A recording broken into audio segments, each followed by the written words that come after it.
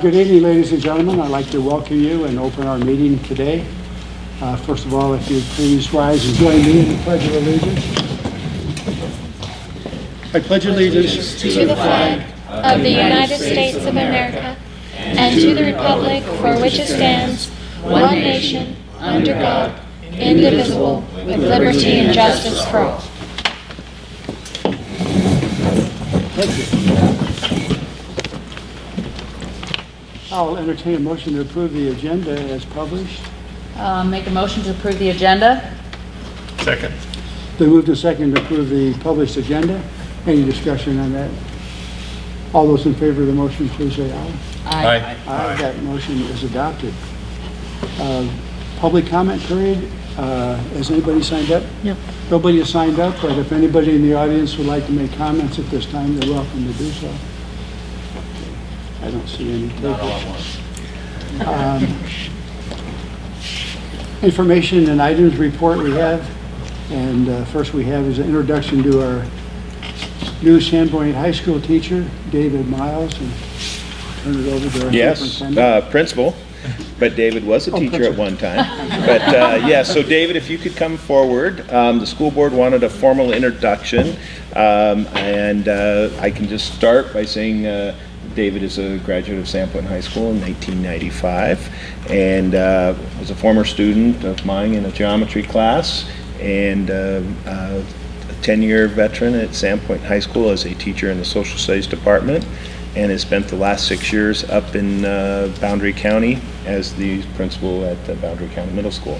But things are going great, and David, do you want to add to that and talk a little bit about yourself and what you're bringing and what are some of the exciting things happening at Sandpoint High School?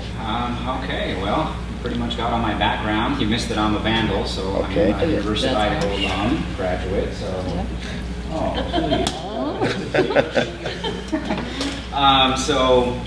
we missed that. And I'm really excited to be back at Sandpoint High School. Right now I'm just trying to get a pulse on everything. I was a veteran there, taught for 10 years, but have been gone for 6, so trying to come back and meet quite a bit of the new staff that has changed while I've been gone, and just some policies and things, and of course all the students are completely different, so that's taken a little bit of getting used to. So right now I've just been going around trying to meet students, greet them at the front door every day. I just got a really funny note, says I appreciate the gesture. I try to shake everyone's hands as they come into school every day, so I got the note that said, I appreciate the gesture, but you're getting us all sick. Please stop doing it. So, not really sure how to take that. They mentioned maybe some air fives and fist bumps or something. I don't know. I'm not sick, so. So right now, that's what I'm trying to do, just get to know the students and meet everyone, go to all of the athletic events. Gary just said he thinks I'm the first person who's ever seen show up to a soccer game on a bike as a principal, right? So just trying to see everything, get to know everyone.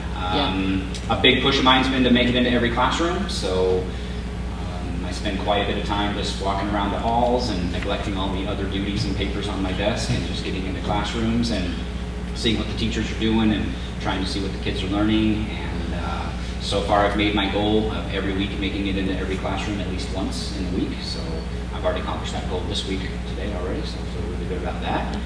I don't know, what else do you want to know? What grade did you get in Mr. Albert? Well, I think that I only got 3 B's in all of high school. Oh, and Mr. Onen, Me too. Mr. Vanek,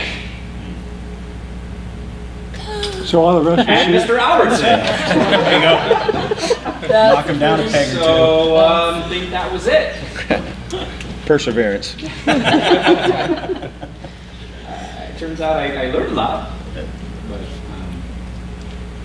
well, I think later in the year when we get into those continuous improvement plans, Yes. we'll hear more about the academic end of the goals for the high school, but it's great to have well, right now we're working on the continuous improvement plan a little bit within the DCs and been talking to Mr. Albertson about it and staff members as well. And we're going to target, obviously, ISAT's going to be a big target, but another target that we're going to work on is just writing and and making sure that every class is writing a lot more than maybe they have been, so that it's not just putting all the pressure on the English department. So we're currently working on, I'm going to call it a DWA plan, except that I think that we're kind of getting away from the DWA as something that we're doing and then going more towards just holding some more accountability within every classroom of having at least sort of one writing unit where there's explicit writing teaching and a pre and a post writing sample that every teacher gives to their students at least once a year. And so it kind of looks like that's the direction that we're heading at this point in time. We're just working out some logistics on, are we all going to do it next week? And that doesn't seem like a very good idea, so we're just working out some logistics there of how exactly that's going to look at Sandpoint High School, what the rubric's going to look like, and things like that. So that is something that we're working on as we speak. So another push that we're looking at right now is just doing some pre and post testing just in general. So we want to be able to show that we as teachers are in fact having an effect on our students. They didn't just show up and randomly learn from the internet or from somewhere else. And we want to be able to show that it's actually our actions visible in the classroom that are causing the students to learn. It's not just happenstance, because when you give a test at the end of the year, you don't really know unless you have something to gauge and compare that with at the beginning of the year. And ISAT's not really very good at doing that, since you only give it to 10th graders, number one, and you only give it once a year, number two. So we're working on that as well as some other academic endeavor. And then we're just looking overall at math and trying to work together about how we can just increase our math scores, especially at that 10th grade ISAT, because right now it's not where we think that it ought to be. So we're looking at that and working towards that as well. Question. Yes, sir. Could you comment on your school's security?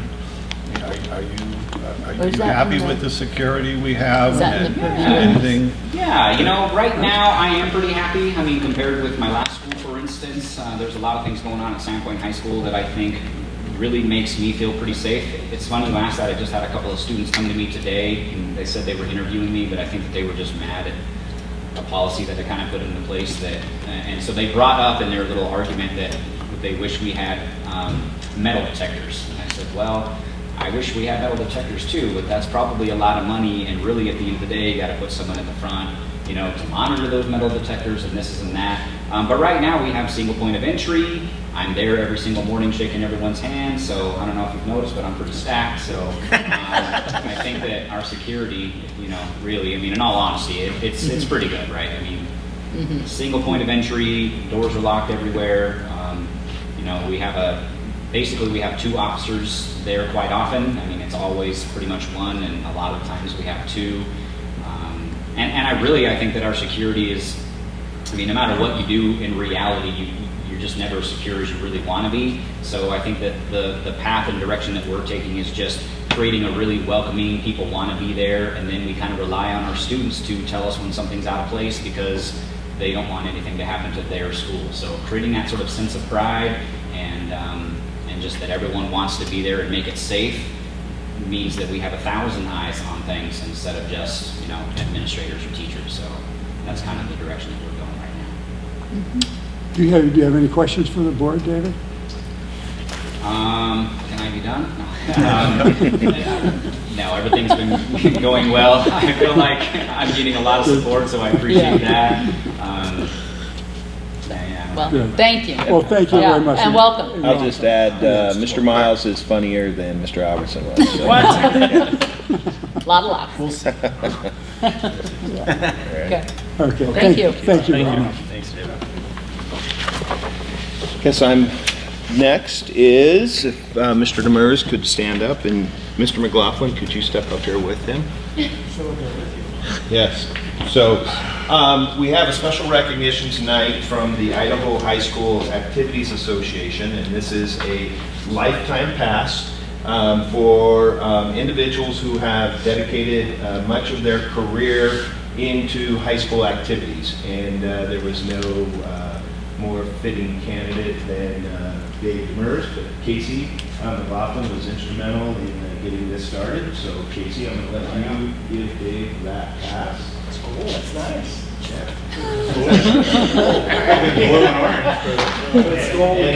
And quick little note here from Ty Jones, the director of IHSA Lifetime Pass. The IHSA would like to congratulate you on receiving this honorary Lifetime Pass. we'd also like to take this opportunity to offer these guidelines of how you have to use the pass. But I don't think a lifetime pass has ever been taken away. So. But anyway, very well deserved for all the years of dedication in track and field, basketball, football, probably many other activities too, but well deserved. Congratulations. Appreciate it. Let me get that.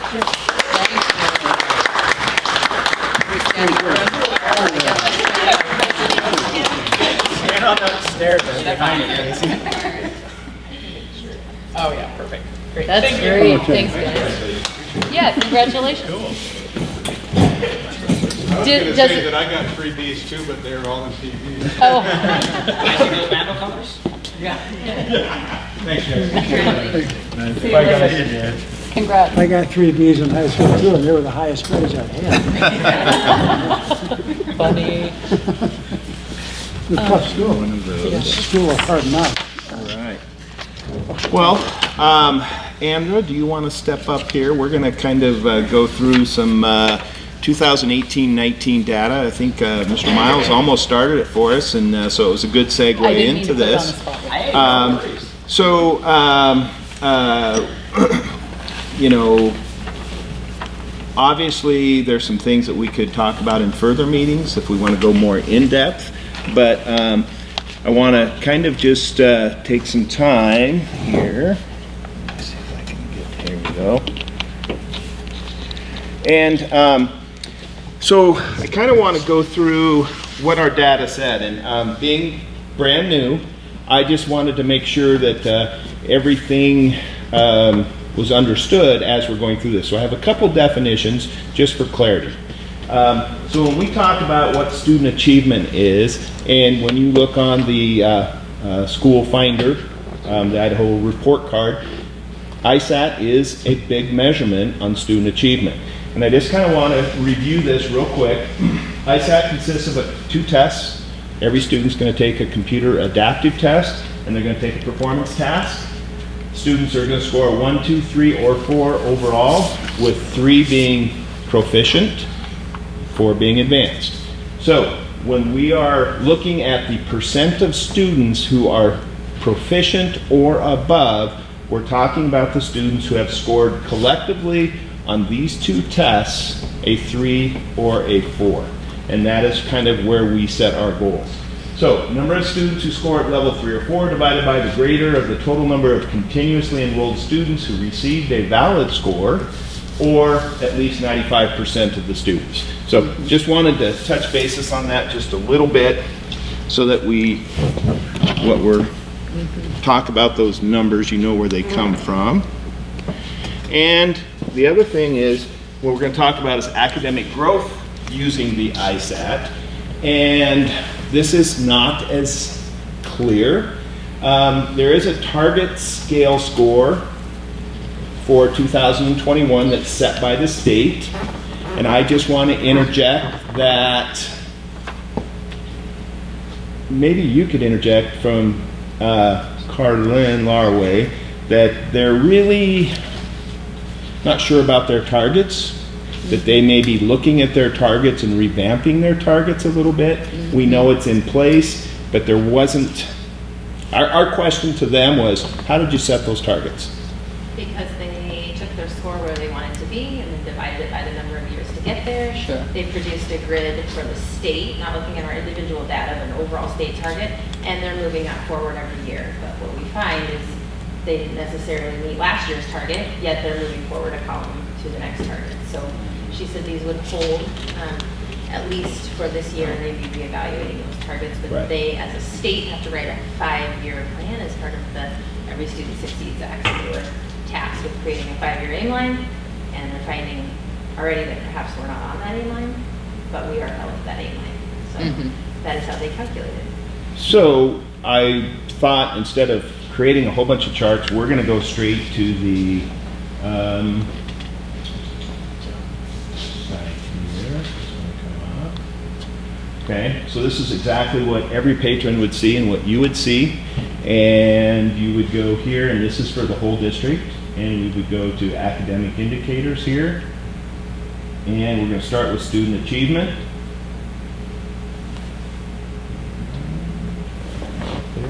go.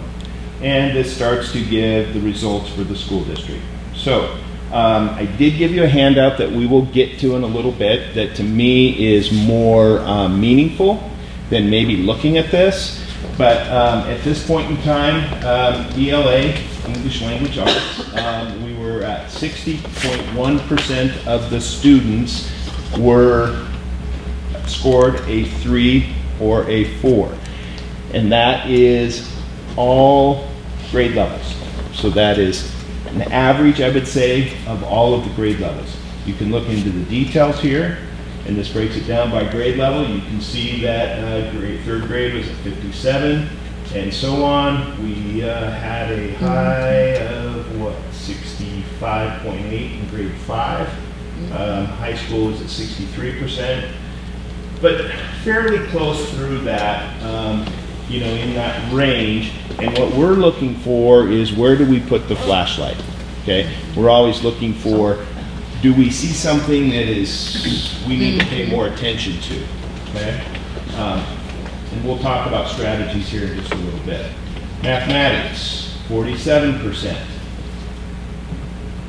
That means out of all the grade levels, 47% of the students scored a 3 or more.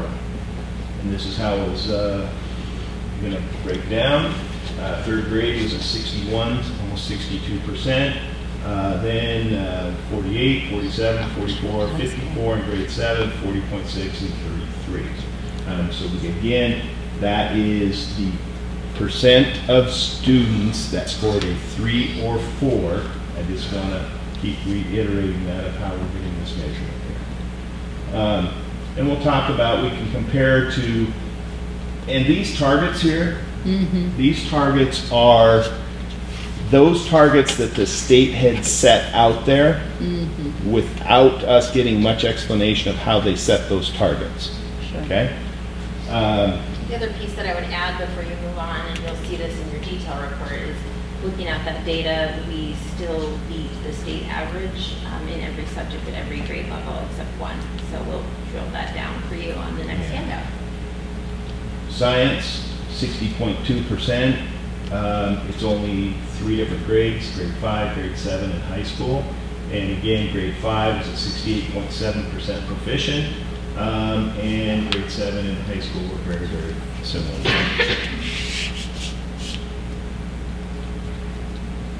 IRI, we've talked about that before.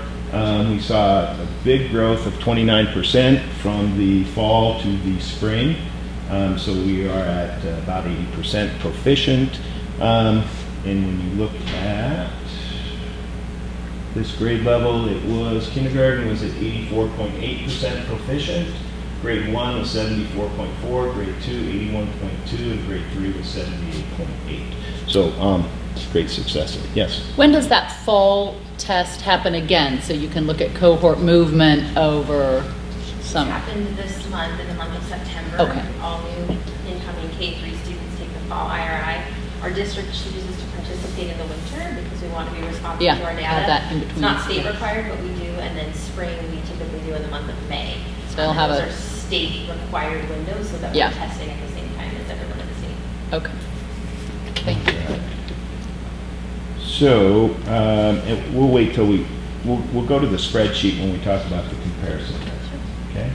So that's really the student achievement. Student progress is where that growth measurement comes into place. And what this is saying is that in ELA, we have 65.6% of the students on target to be proficient at their grade level in 2021.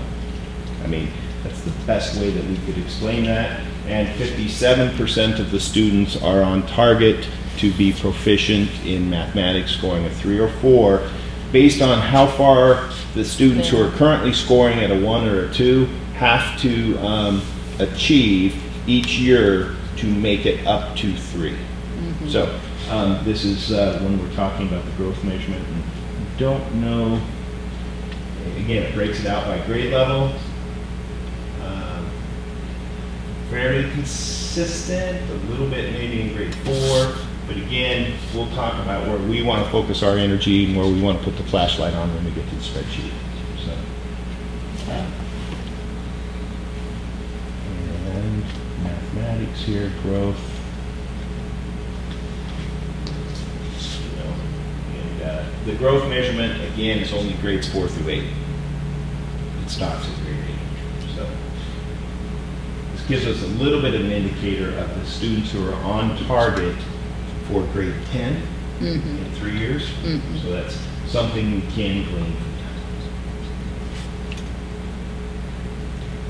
from the other academic indicators here. We're going to bypass group achievement. This would be subgroups that we could look at, but for today's presentation, we don't feel that that's that useful. Unless you want to request that, we could go in there. ELL, English learners, is very small in our community, probably not an N size large enough to look there. Graduation rate. Okay. So, and again, this is district data. We have a 4-year graduation rate of 87.8 and a 5-year, which is they just started measuring that. I'm not sure how that's going to come into play, but at least they're going to give data on students who would come back for a 5th year to complete. So you can see that we had very few, but we did have a few students that did take that opportunity. Compared to the state, 4-year graduation rate, 87.8 was our district versus about 80% for the state. Similar there for the 5-year graduation. Tom, does this include all high schools in the district? Correct. This would be Sandpoint High School, Lake Conroy High School, and Clark High School. Can you roll that down a tiny bit again? Okay. Okay, thank you. Maybe this did have a,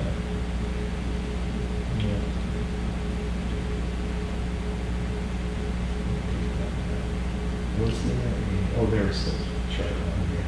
So you can see here's the last 3 years we've been at 87, 86, now 87.8. So staying fairly consistent with the combination there.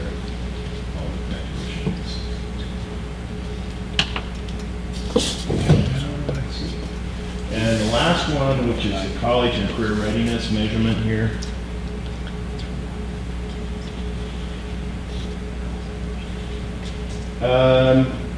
What this is, I'm going to expand this. So this is based off of the state SAT day scores. So the state pays for all juniors to take the SAT test. And that 32.7 is basically the percent of students who scored at the college readiness benchmark in both evidence-based reading and writing, ELA, and mathematics. You can break it down here that 63% of our students were hit the college readiness benchmark in ELA, or evidence-based reading and writing, and about 35% in math. But only 33% hit both. Okay, so really 1 in 3 students at that point in time hit both of those benchmarks. When did they take that SAT? Junior year? Junior year. Spring. Yeah, spring, junior year. Yeah. And the prediction there from College Board is that if you hit both benchmarks, you have, I don't know how they calculate this, but you have about a 75% chance of scoring a C or better in college courses. And the other thing, Yes. this is national scale. It is. This is not scales that are determined by the Idaho Department of Ed. This is national. Yes. Yep. The other thing they're measuring in college readiness here is participation in college and career readiness courses. So advanced opportunities. So these are the percent of students who, and again, almost 93% of the students are taking either a dual credit advanced placement or a CTE course that you may tap into your advanced opportunity dollars. So about 97 or 92.7. Enrollment in grade 8 mathematics courses, they're using this to try to determine on track in mathematics. So basically in 8th grade, the percent of students who are taking a pre-algebra course or higher. And then enrollment in 9th grade is the percent of students who are taking an Algebra 1 course or higher. So you got to remember that there is a population of students with disability in there, and so that percentage could fluctuate depending upon what percent of your school population is students with disability. So how we compare, very similar here on the benchmarks, a little bit higher than the state in, again, each one of these areas. And again, trending down. It's an article just came out today or yesterday. SAT scores nationally are trending down. So, this is something for us to put a flashlight on at our high schools. We've already started that dialogue there of what we can do better for SAT preparation. Mm-hmm. And that is really all the academic indicators that I wanted to go over that's in this portal. Mm-hmm. I would recommend that at another meeting, if you wanted to go over the non-academic, we could do that. But at this time, I'd rather go into the spreadsheet a little bit. Mm-hmm.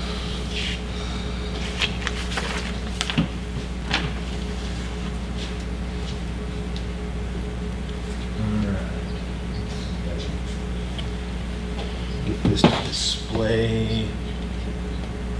On this LPOSD versus state average, is that saying we are that many points above? Percent above. Percent above. So of the state average. Right. Okay. Right. So, Anna, do you want to take the IRI at the top there? Sure, so we highlighted that a bit, and I definitely think it's an area to be proud of. You know, the IRI was a new computer-based assessment this year for all of Idaho, so essentially we have a new baseline. But to end over 80% is something to be quite proud of 80% of your students successful with high-quality Tier 1 instruction. So we wrote that out for you by grade level, but the state gives that metric a combined total, and we're at 79.7%. Of course, we want to get over the 80% mark this year, but I attribute that to our staff. We had new core curriculum, as you know, and we spent time purchasing EFRI, that enhanced core reading instruction. In fact, the trainer was back today. So that is a K2 boost that we really think feeds into these skills, because we need kids reading on grade level by 3rd grade, and have 79.7% proficient is a big celebration. So, I mean, weren't the spring IRI scores, I mean, the fall IRI score was a brand new test. Right. And then across the state, you know, scores jumped significantly from fall to spring. You know, after that new test, did the Department of Ed make some adjustment in the test or in the scoring of the test? It is normed each month, so it tracks your students on an aim line. Our students in intervention receive intervention, and they can follow that. So it is normed throughout. But you can see the state ended at only 70.4%, and we are near 80, so we're quite proud to be outperforming the state by almost 10%. So, yes. Yeah. So to explain, coming down into, we broke this up a little bit into, this is the English language arts grade 3 through 10. The colors of green and yellow have no significance other than it's easier to track to find the cohort movement. Yeah. So for example, if we took the 2017 3rd graders, they had gone 51, 57, and then last year we're at 66% proficiency. So to me, that's wins. Those are exciting things to look at there. The cohort last year from 3rd grade to 4th grade went 50 to 53. Here are the state averages for those 2 years, and this is basically saying where we compared to the rest of the state. Not that we want to be at the state average, we expect to be well above the state average, but it's a good place for us to put a flashlight on where we trip up a little bit. This cohort went 53, 60, 63. That's good growth. I mean, really exciting times there. Great work to the instructional coaches and to Andrew leading that team, so kudos to you. We had the group of fifth graders that went from 58 to 61, 57, 69, and then went from 69 back to 64. Not sure, but it's something for us not to ignore, but to look at it, what practices were happening there. In 7th grade, we'll be working with our middle schools. 64% proficient is still good if you look at the other percents, but why did the students go from 69 back to 64? That's something we don't like to look at. But again, it's a flashlight. We're looking at that, and we'll have that discussion. Same way, 58, 61, 55, 55, 59, 60, 52, 59, 63. There's a lot, that we can look at there, but again, overall, ELA, you want to touch on that a little bit. We saw really good growth and feel good, for the most part, that we're outperforming. We want to be above more than 1% of the state average? Absolutely. But overall, a lot of grade levels we scored. Andrew, do you want to touch on that a little bit? Yes, and just briefly, as far as action steps, we know that we had a new K-6 core curriculum in English language arts. We do think that's a big piece of our bump that we took. We had guaranteed and viable curriculum well aligned for our state standards. We worked last year with the middle and high school team of ELA teachers to do that same process. So to really unpack their standards, look at their data, look at their current units of study.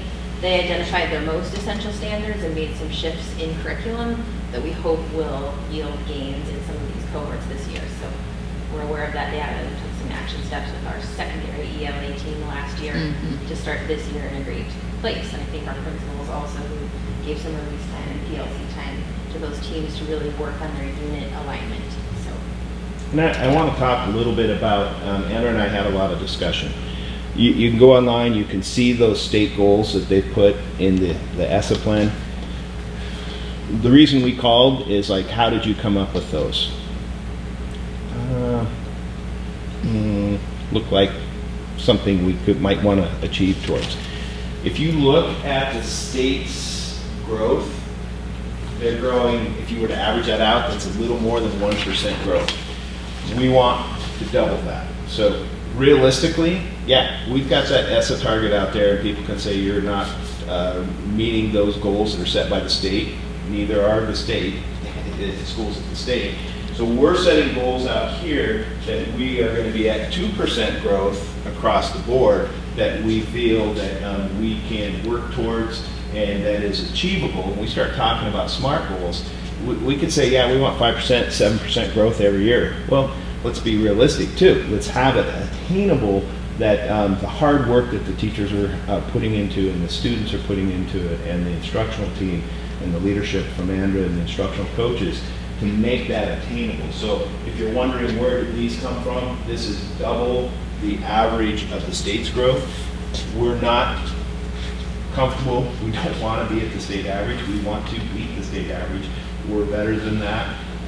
We have a lot of great things in place, but just wanted you to know of where we came up with these targets. Here were the target performances that were set for 2019. But if we had a cohort here of fourth graders that scored 53%, do we expect them to go up to 62? I do not see it. I would rather have them grow to Your 55. targets are based on the cohort view from the year before. We went to where they performed, and we do And not what you're expect hoping them for to out of slide them. Yeah, back. I We have a expect them to question. grow. Yes, Gary. I have a question about that. Okay, Yeah. I just picked out a line here. Okay, Okay. fifth graders. Fifth graders in ELA. Okay, so this 2019. year it looks like you have a strong group of fifth graders. They were 66%. Correct. But next year, 68 is their target. Gotta drop down a line.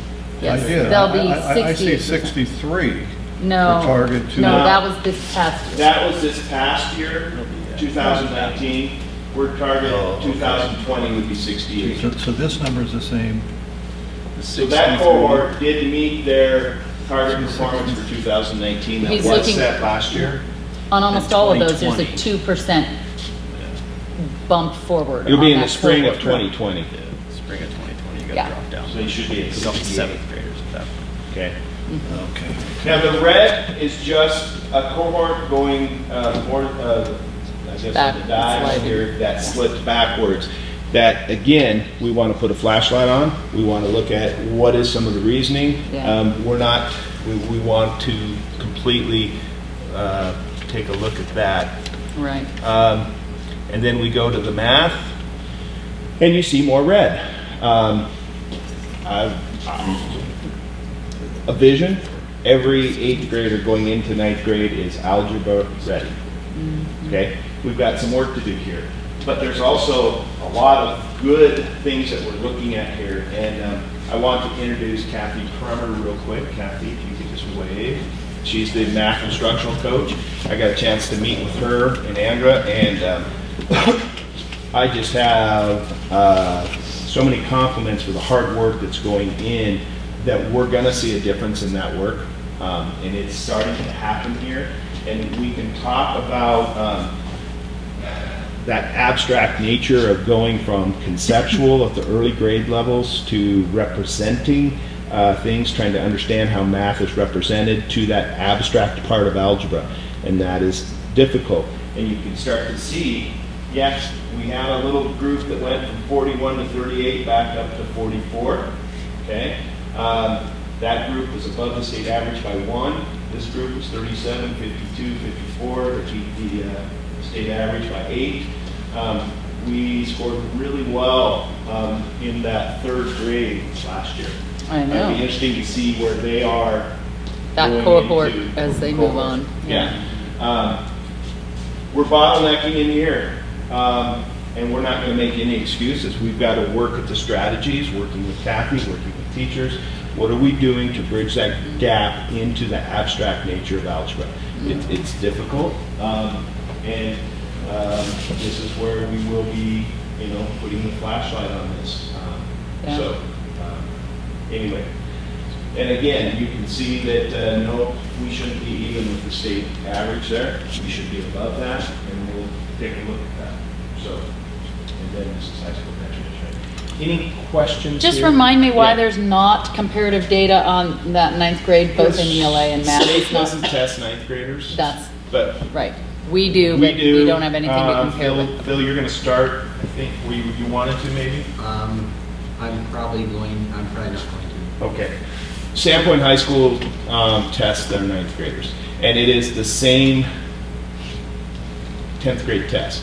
Or, yeah. And you'll hear, if you have informal conversations, that it's really an 11th grade test given to 10th graders. It's not a fair assessment. We're not, no excuses. Some of the practice tests are grade 11, but when it comes down to the test, it is grade 10. So what we have to look at is the standards that we're teaching to in Algebra 1. Are they the same standards that we need to be teaching that they're being assessed on? So those are just some things that we need to look at. And even if it's a tough test, we'd be hoping to see them move forward from 9th to 10th grade when they see that test again. Right, Yeah. right. What's the Yeah. asterisk at 10th graders? Oh, yeah, 33% is the, we talked about Because that. we don't really have a 9th grade Oh. cohort to predict off of, because that sample size is Sandpoint High only. And May I? it's Sandpoint High School only, and our students with disabilities don't test in 9th grade. They take the MAP test fall and winter, and there's no reason to just put them through that test. We feel that we get more data to help them grow academically with the MAP results. Yeah, Mr. that's what I Miles was would going to just say, add is to that's why Right. we know that the scores will probably be a little bit lower. So We're to gonna say add in that a this population. cohort went from 41 to 33, this year was students without the subpopulation of students with disability. Okay. So you can say, wow, it really dropped. Well, it was You're not looking required. at a different- Not required in ninth grade. That's why we Looking put- at a different that's why cohort, we yes, put the a different group. Yes. So, Well, that's always going to be the case. any other questions on this slide before we kind of wrap things up a little bit? I wanted to touch just a little bit on, No, this is great.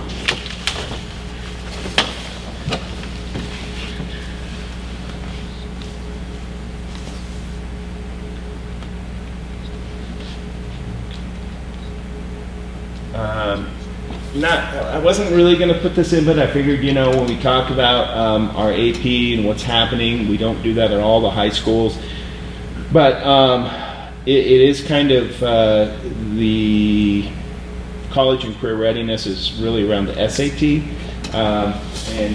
But here is 5 years running, again, 68, 71, 67, 72, 68. So we've been on par there. This is the percent of students who took an AP exam that scored a 3 or higher. School summary, and again, we only have one school at Sanford High School. In 2018 we had 163 students. We went down to 141, but last year's senior class was really small. So there was a swing of 40 to 45 students in between those two classes. Oh, sure. Still, the number of exams, 282 exams. Previous to this year where we got the AP honor roll, we had a very high achieving class, but still 282 is beating the previous 3 years before that. 96, so we had a 68.1% that scored a 3 or higher. So just wanted to put that in there real quick. Career technical education, number of industry certifications earned by students. And again, we have a smaller senior class, so I would not say we're going backwards with CTE certifications. If anything, we increased total career technical education concentrators. Again, 80 and 96% of CTE students pass their workplace readiness exam. That's great. Yeah. Thank you, Mr. Gray, for being here and for your great work in that area. And just want to wrap up a little bit. Andra, I think maybe you've already kind of touched on this a little bit, but raising the bar in ELA, evidence-based reading and writing, here are some of the things that we've been doing and continue to do, and we're even doing today. But if you want to touch on that a little bit. I think you heard about this. Our agri trainer was back in the house today, and our secondary ELA review that we did last year. So I talked about these if you want to jump to math action steps. Okay. We did want you to know that last spring, of course, we're watching our data come in and adjusting our action steps immediately in the spring. We don't wait till the fall. So the first thing we did was talk to some of our teachers in those grade levels, particularly third grade, where you saw a big burst ahead, and sort of look at what they were doing with curriculum alignment, how they were using common assessments so we could scale that up. Kathy went to work with our math leaders and spent the bulk of the spring and a lot of her summer too, realigning our curriculum. Again, it's not an excuse, but we know that our math curriculum doesn't tightly align to our Idaho state standards when it's reviewed by expert reviewers.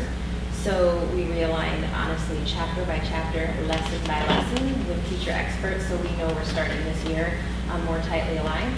They also revised common assessments so that our teachers can be looking chapter by chapter at how kids are performing. We shorten those down and we tightly to Idaho standards, so we're not waiting to the end to look backwards. We're monitoring achievement as we go. So kudos for that work. Other pieces that you should know about is we're trying to increase our instructional minutes in mathematics. So the principals, as they laid out their master schedules for this school year, tried to increase minutes in mathematics to the degree we could. And that we have a whole new model of professional development.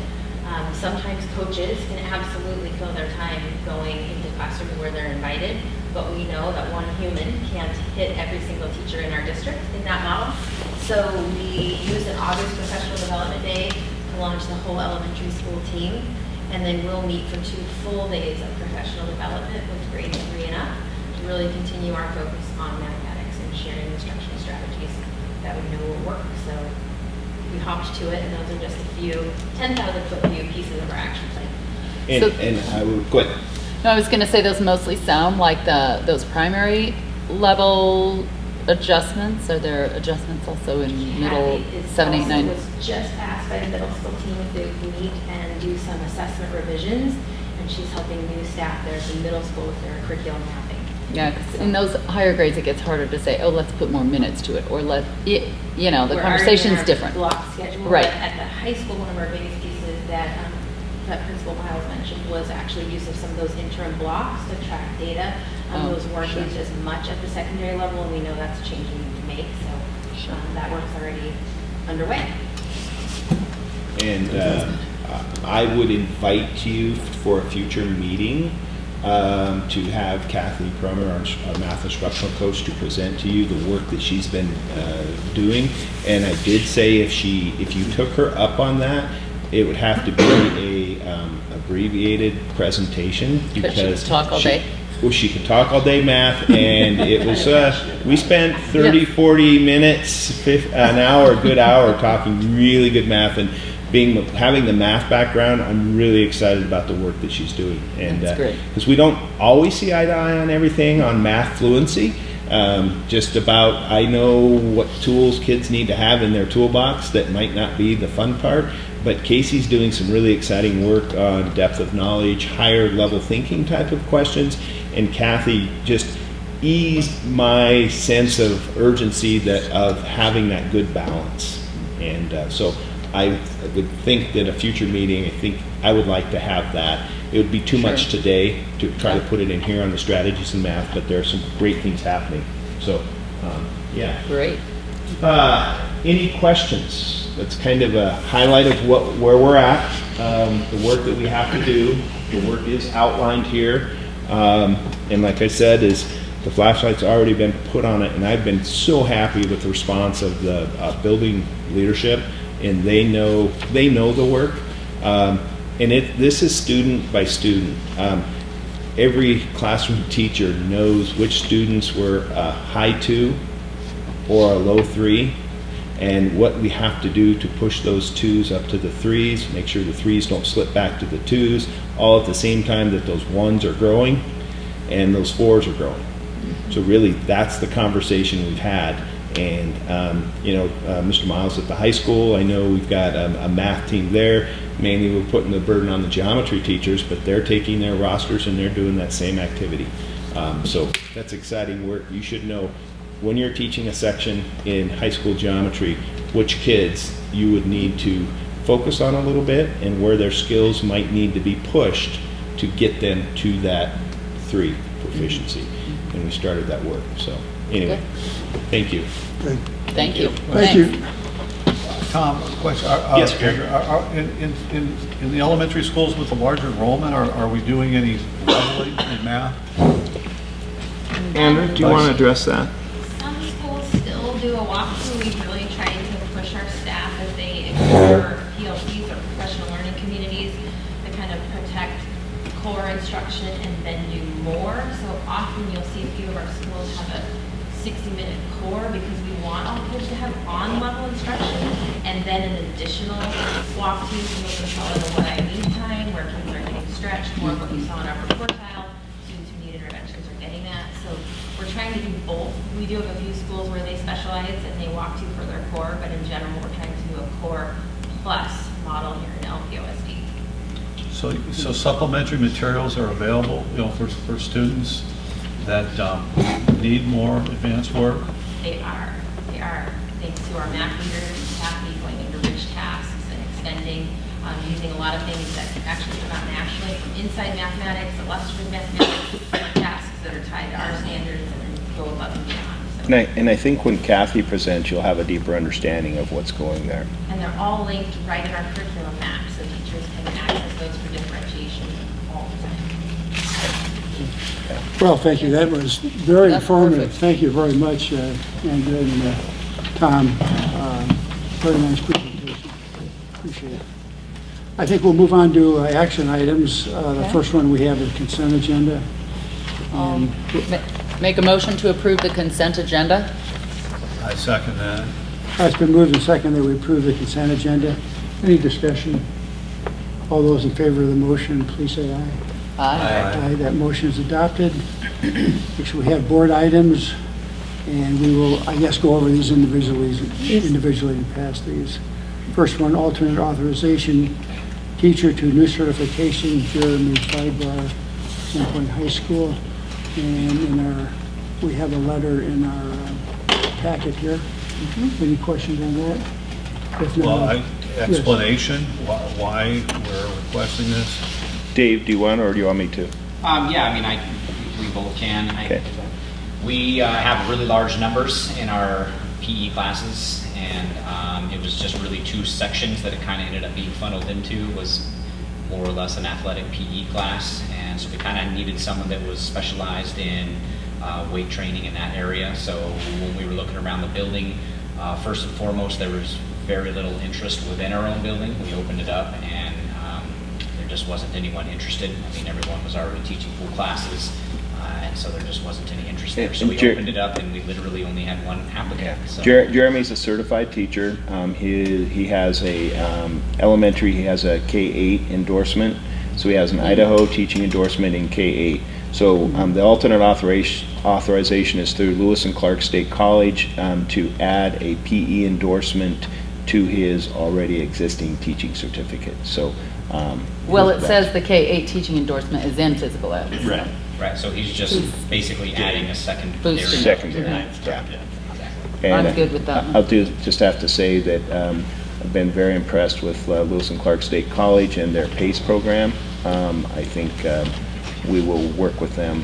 Very rigorous, complete program that's also doable by distance. So I was very impressed with them. Does he have to go to Coeur d'Alene? It's a lot online, and then to Lewiston occasionally, Okay. but not all the time. So that's why I'm saying it's doable. So, yeah. Okay, any further discussion? All those in favor? So I'll make a motion to approve Mr. Thilbar as first-year alternate authorization to new certification. Second. It's been moved and seconded that we approve the authorization as stated in the motion. Any further discussion? All those in favor, please say aye. Aye. The motion is adopted.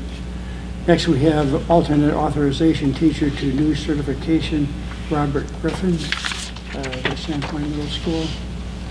I can talk about that. Yeah, Casey, if you Okay. could. He actually works with both of us, both at the high school and middle school, and he does the behavior intervention classroom. And so what we call Beacon now, and so they work with special education students. And so he is in transition right now. He's just working on getting his ABCTE certificate to be able to do that. I know he's been working with us for, this is his third year. Yeah, doing a great job. He's been working really hard. And so he's been, he actually drives quite a distance, but he's had quite a bit of school experience beforehand in various capacities. But he's doing a great job, working extremely hard. He's got a very, I guess, kind of a niche of what he does. And so he teaches all sorts of subjects. He's reaching out to other teachers to get help with different things. And so, yeah, it's a great So program. is he certificated at some level?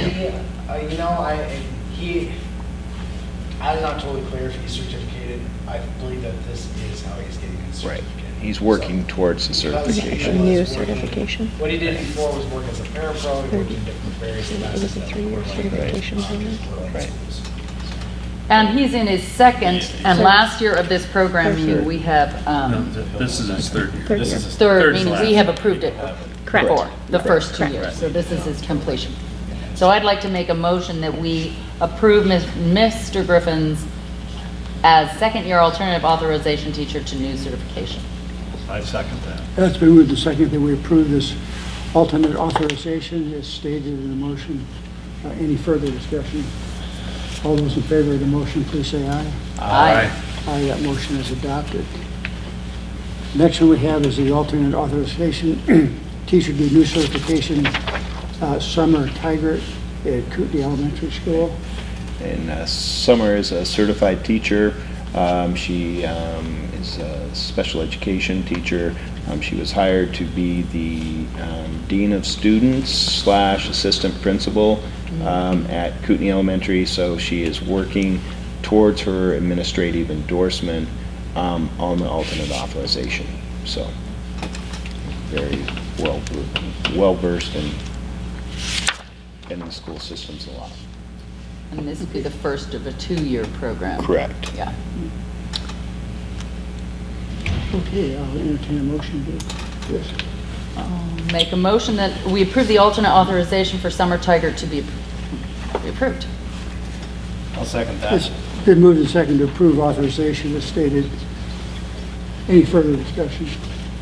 All those in favor, please say aye. Aye. Aye, and that motion is adopted.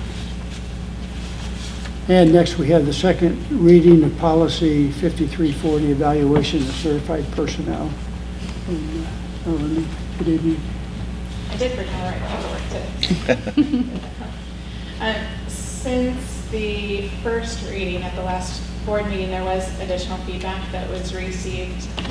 So you'll see one additional change from the first reading, and that is to suggest that on page 5 of the policy, bullet number 2, to extend the due date for self-reflection and goals forms to October 15th from September 30.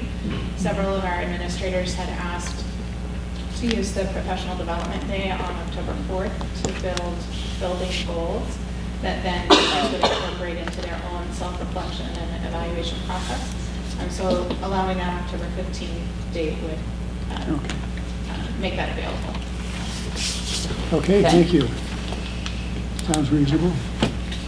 And that change is included in what was presented to you in the board. Yes. Thank you. Okay. Okay, I'll entertain a motion to approve this. I will make a motion that we adopt the proposed revisions to Board Policy 5340 as presented. Second. Been moved and seconded that we approve the revised policy of 5340 that's just presented to us. Any further discussion? All those in favor, please say aye. Aye. Aye. That motion is adopted. Thank you. Information items and reports. We have the first reading of 2200 school year calendar and instructional hours and holiday. Well, I guess that one, next one's holidays. Okay. Okay. The policy in the 2000 section is related generally to students, and then the 5000 series of policy is related to personnel. So we're adding Martin Luther King Jr. Day as a designated non-student day and paid staff holiday. It's been a non-student day in the past, but not always a paid holiday. Okay. Okay. It's a simple change on both of those. Yeah, I knew it was a day off, but it just wasn't paid before. Okay. Perfect. Thank you. Thank you very much. Let's see. Yes, here are the events. Okay, we're down to announcements. We'll start with our Yeah, I superintendent. don't want to take any announcements that they have, so I'm not going to make mine school related. Amanda already talked about the great training that was happening at the district office today and the next 2 days with, is that first, second, and third grade? K1 and 2, okay. Also, just to put on your radar that Superintendent Ybarra will be in Sandpoint October 10th. And it's your birthday? That's why She's coming for Lonnie's birthday. And That's at she will be 5:30. a guest speaker at the Federation Republican Women's meeting Yeah. here at, I believe, 5:30. 5:30. Yeah. It's not. All are welcome to. It's here? They've moved it here for They bigger moved it space. here. Okay. Right. Meaning Is she gonna- this location. Is that what you mean by here? Physically. At the Ponderay Event Center at 5:30. In this And room. I will, it'll be I'm going to open up to all school employees, to Sure. anybody who would want to come and hear. Is she going to visit any of our schools while she's? You know, I don't know. I have not been contacted. If she's in town early, I could maybe try to make that happen. So, yeah. So, Is there any other part of the program that evening, or is she the only She's item they have? the, on she's She's the the first main part. There's part. always more. Right. Oh, you'll want to hear. I'm used There's to more. those. Okay, okay, thank you. Well, we'll get the other principals that are here. Well, David, you have spoken, but do you have any announcements for us? You do. I do. You had a very nice assembly last Friday. Oh, I did. My students were fantastic. Last Friday, we had a guest visitor, Mr. Jerry Kramer, arrived, and kind of unannounced, so we didn't really prep our students like I normally feel we ought to about, being respectful and those kinds of things. And to be honest, I was a little bit worried about how he might be received. I know that we here all know who he is, but the students, most of them don't really know or care for that matter. But when he came in and started to give his speech, it was silence. I mean, it was silent, and it was really quite amazing. And then as soon as he finished speaking, the entire student body, again, unprompted, and this is in the middle of a pep assembly where they're supposed to be sort of rowdy and unprompted, they all stood up in standing ovation, and it just was awesome great. that he was so well received, and the students were very respectful. So Great. super happy about just how they behaved. Good. Casey? Yeah, we've had a great start to our school year. No real big announcements, but just that we spent the last week really working as a whole staff on setting some goals on the things that you've seen, and we decided as a staff to set all our goals, individual goals as a collective group, and so we've got a lot of great things going.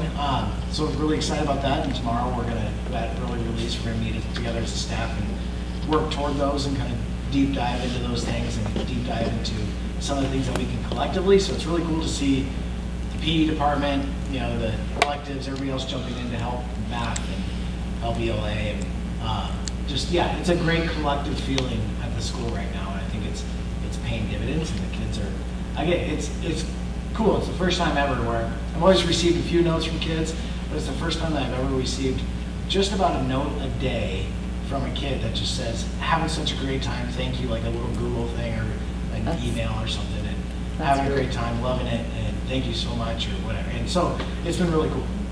So, do you have any new programs or activities at your school this year? We have a lot of activities. Get a lot of attention. We have a lot of activities. He's presenting October 8th. Yeah. Yeah. Don't want to give his presentation up. Don't tell us yet. Okay. Phil, you're not next. Same thing, great start to the school year. Got some great news today as well. We petitioned the IHSA, the Idaho High School Activity Association, to stay in our current classification because they were bumping us up into the next larger size school bracket. And today they voted, I don't know what the vote was, but Chris Knowles, thank you Chris, he was down in Lewiston today and let me know that our school is approved, and I'm thinking we're probably one of very few because it's kind of a contentious thing across the state right now. And then in addition to that, we received another mastery grant from the state, and it's not as big, but the money's getting smaller, so I'm very happy because I think I received more than a lot of other places, so that's going well. And then in addition, I was asked and finally accepted to sit on a state committee with the mastery concept, and there's people from state board, state department of ed, some colleges, and some other I'll just say Boise people involved. And so when I learn more about that after my meeting, I'll come back and share. Okay, thank you. And as we didn't mean to skip over it. I have a ton of exciting stuff to share with you, so I'm going to narrow it down. Farman Stidwell and I kicked off the year with the collaborative PTA outdoor movie night, which was something that we're going to build, bringing other elementary schools in. So next year we're going to add Kootenai in. Last weekend, the weekend before, the second weekend of school, we started a kids 5K along with the scenic half. Washington was kind of a forerunner in it.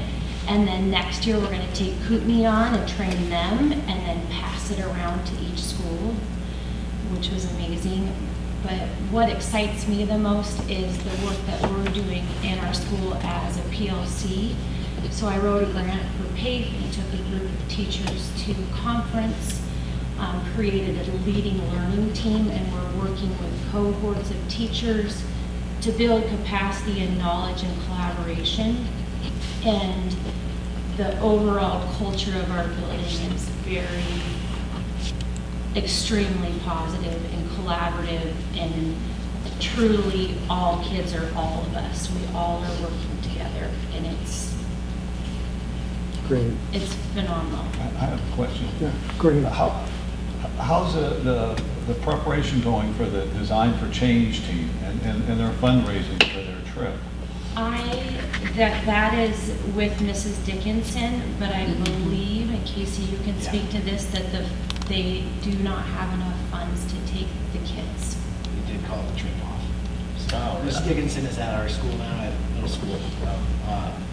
And so she, did it. And that's all I know about it. I don't know a whole lot because I haven't been involved until just recently, but she did let me know that they had to. It was just too.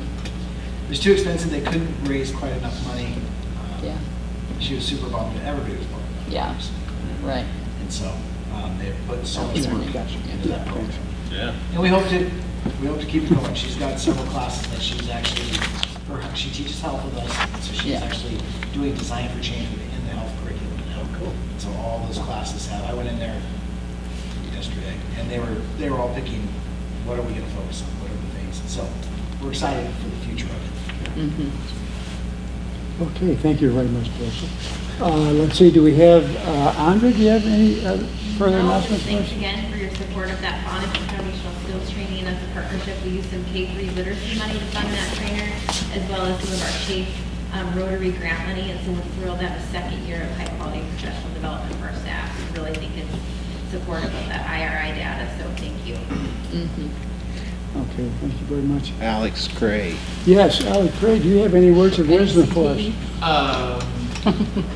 The year is off to a great start. We've replaced our health occupations teacher at the high school, and we approved the alternate authorization, I believe, last board meeting.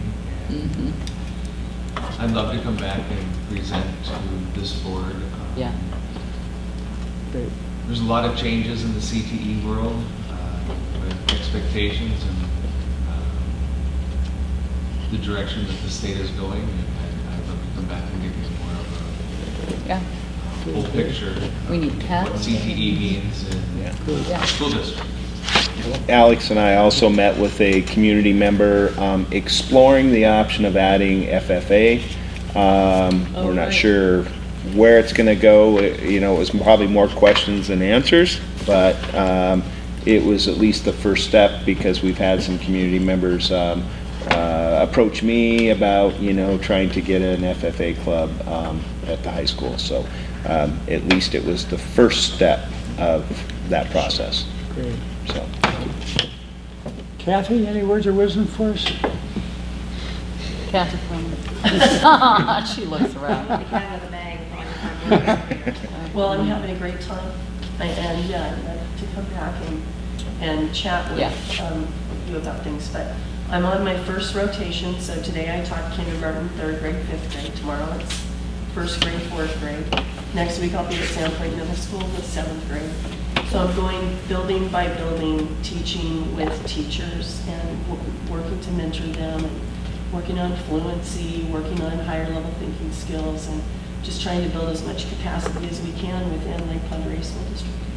Well, thank you for being here, and we will try to get you back to give us a little more enlightenment. Yeah, Phil? I have one more thing I want to say that I'm actually really excited about. I think I found a really good math teacher this year, and they're like the needle in the haystack, and so I'm really excited. The command of a classroom is day and night difference from last year, and so I'm really hoping to see good things. Thank you. Good. I will validate that. My grandkids love it. That's good. They love that new math teacher. That's good. Well, we're completed, so we will stand adjourned. Thank you all much. Thank you.